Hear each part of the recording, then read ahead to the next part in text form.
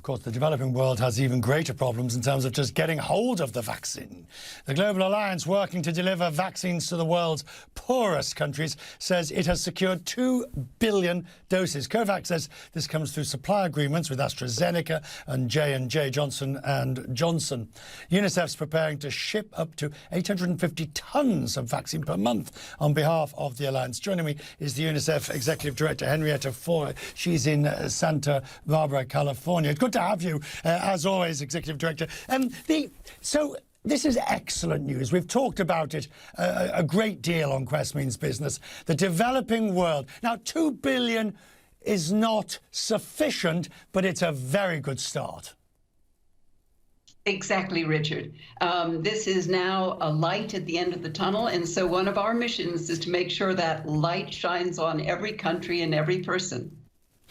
I wonder, though, you're going with the AstraZeneca and the Johnson & Johnson. There's a lot more Johnson & Johnson than AstraZeneca.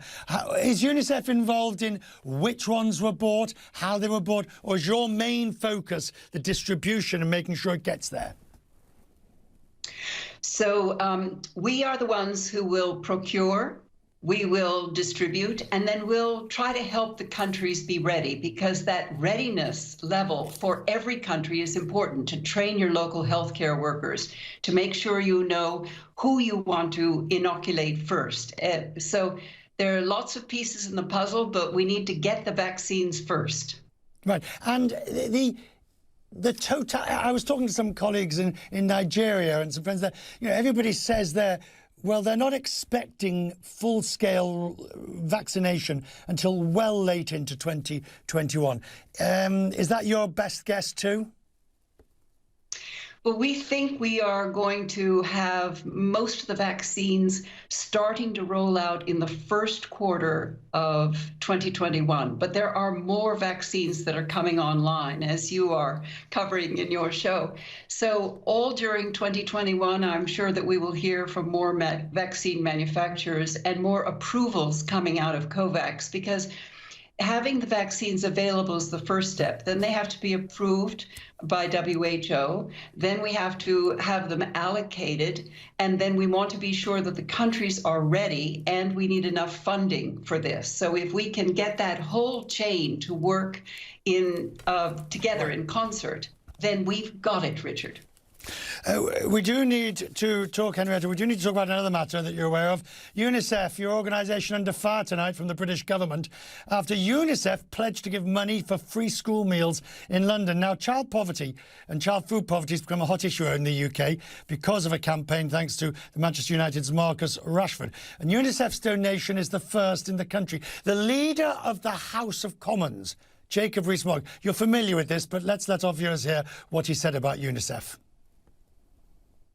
I think it's a real scandal that UNICEF should be playing politics in this way, when it is meant to be looking after people in the poorest, the most deprived countries in the world, where people are starving, where there are famines and where there are civil wars, and they make cheap political points of this kind, giving, I think, £25,000 to one council. It is a political stunt of the lowest order.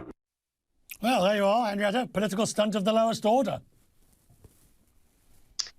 So UNICEF, as an organization, is indeed working in all those poorest countries and with the poorest populations within the countries, and to make sure that everyone is cared for, so that there's an education and health and protection and water and sanitation, all the things that children and young people need. We do have in the UK an independent non-profit charity organization, which is the UK Committee for UNICEF, and they have donations from the generous British public, but no government funds have been used in Britain. But it is it's a season for charity.